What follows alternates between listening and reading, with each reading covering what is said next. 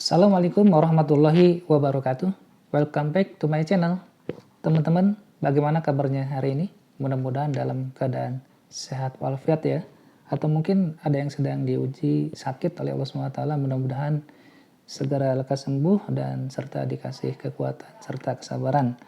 Amin ya rabbal alamin. Baik teman-teman sekalian,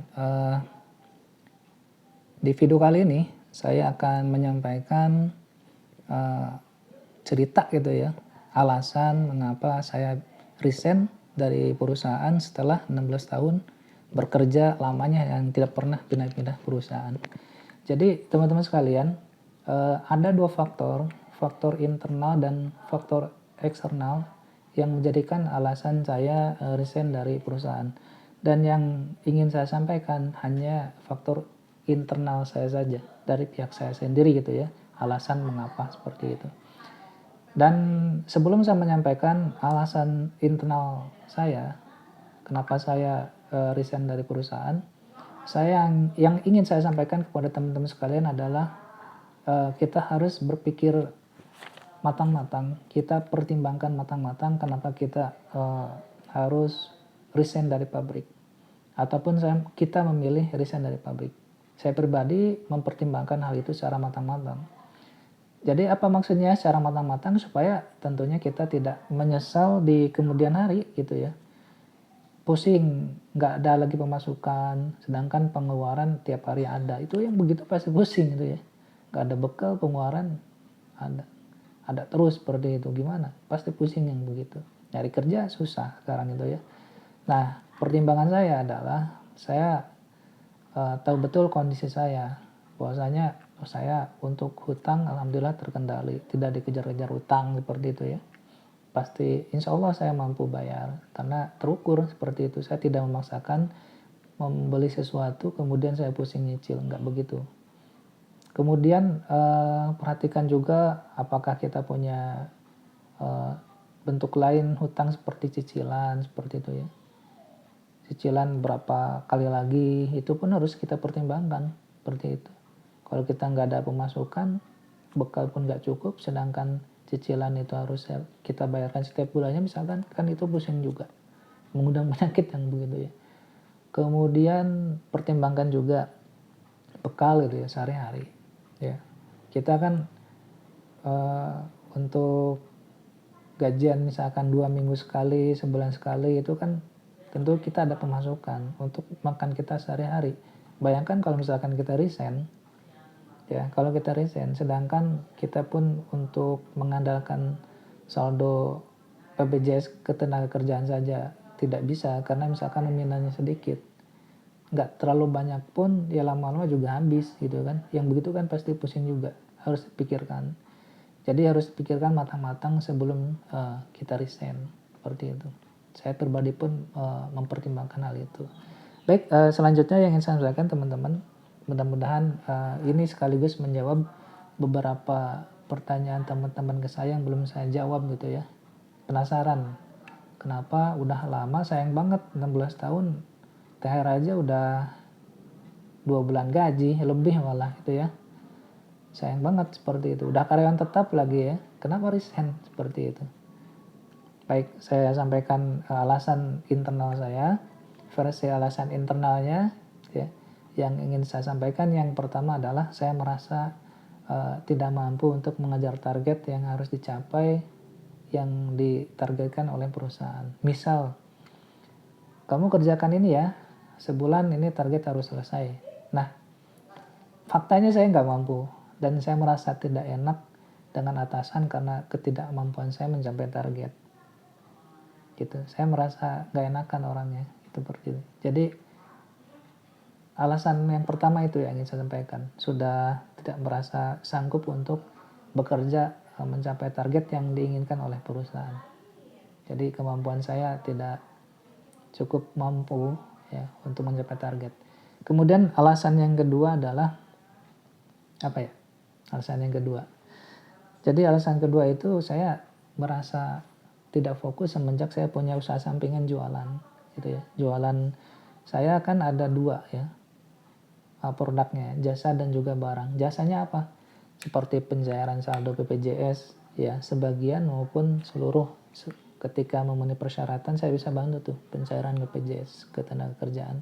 Kemudian untuk pembuatan NPWP, nah itu jasa juga ya, jasa. Kemudian untuk penjualan barangnya seperti herbal ya, madu, obat-obatan herbal, kemudian ada buku ya seperti itu ya. Kemudian ada apa lagi ya? Ada teh pelangsing ya, yang sekarang lagi viral itu saya jualan juga tuh ya. Itu asli karena hati-hati juga, ternyata ada juga yang palsunya dengan merek yang sama seperti itu. Ada yang curang, ada yang punya penyakit hati seperti itu. Saya juga sekarang mulai bertambah item jualannya itu produk sepatu ya, sepatu Nike, kemudian apalagi Adidas. Ini yang saya jual adalah sepatu original. Ada made in Vietnam, China, ada juga lokal. Yang pasti saya original jualannya dengan harga yang terbaik gitu ya, dengan harga yang terbaik. Kemudian karena saya merasa tidak fokus kerja sambil jualan, saya jangan dicontoh ya teman-teman, ini nggak baik. Ya kadang curi-curi waktu untuk membuat status story WA atau media sosial untuk niatan jualan. Padahal itu di jam kerja. Itu jangan dicontoh ya. Makanya saya kenapa berhenti, karena saya merasa itu salah dan saya ingin menghentikan kesalahan tersebut dengan cara saya memilah atau memilih di antara dua hal, bekerja ataupun saya usaha. Karena nggak bisa bekerja di jam kerja saya jualan, nggak boleh. Nggak bolehnya bukan hanya semata melanggar aturan dari perusahaan, itu pun sesuai pemahaman saya di pengajian ya, itu nggak boleh nyuri-nyuri waktu begitu, nggak boleh, dilarang ya, berdosa. Kemudian karena itu perbuatan haram ya, saya khawatir jadi nggak barokah nanti hartanya ya, penghasilannya nggak barokah. Jadi saya bukan semata-mata ingin mendapatkan uang dari hasil usaha, tapi saya ingin juga mendapatkan keberkahan dari hasil jualan. Ya caranya ya kita dari jualan itu menggunakan cara-cara yang dimurahkan, ya, cara-cara yang dibenarkan itu ya. Nggak boleh melanggar aturan, seperti itu. Jadi karena ingin fokus di jualan ya saya tinggalkan pekerjaan. Dan juga banyak teman-teman di luar, saya bergabung dengan aliansi pengusaha muslim, di mana mereka secara bisnis ya mereka udah luar biasa. Ada yang omsetnya per bulan miliaran rupiah. Padahal ya dari teman-teman sekalian latar belakangnya ya tidak melulu harus lulusan dari perguruan tinggi. Ada juga yang cuma lulusan SD tapi udah punya mobil, udah punya bisnis bordir ya, yang mesinnya ratusan juta, luar biasa. Ya ingin saya contoh dari mereka, mudah-mudahan saya bisa ikut sukses lah dengan mereka ya, saling mendoakan. Kemudian alasan yang ketiga adalah teman-teman, saya ingin mencoba dunia yang berbeda. Karena pernah saya sampaikan, saya bekerja di pabrik itu 16 tahun lamanya, belum pernah pindah pabrik, setia gitu ya, setia di pabrik yang sama.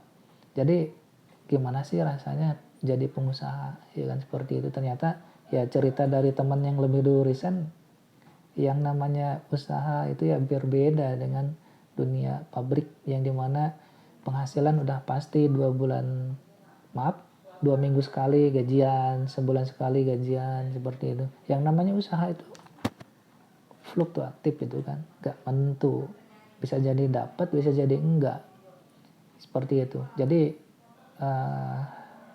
luar biasa lah ya, di dunia usaha itu luar biasa. Ini tantangan seperti itu, dan harus super mental ya, mentalnya harus benar-benar sangat sangat berbeda lah dengan dunia perusahaan ataupun karyawan kerja di pabrik tuh kondisinya memang benar-benar beda ya. Baru saya rasakan sekarang seperti itu ya. Pure sebagai pengusaha, kalau dulu kan dua alam ya, bekerja iya, usaha juga iya. Jadi itulah 3 alasan kenapa saya resign. Alasan eksternalnya tidak mau saya sampaikan ya, untuk kebaikan juga. Untuk itu teman-teman, sekali lagi pesan saya, sebelum memutuskan resign, pertimbangkan matang-matang agar tidak menyesal di kemudian hari, seperti itu ya.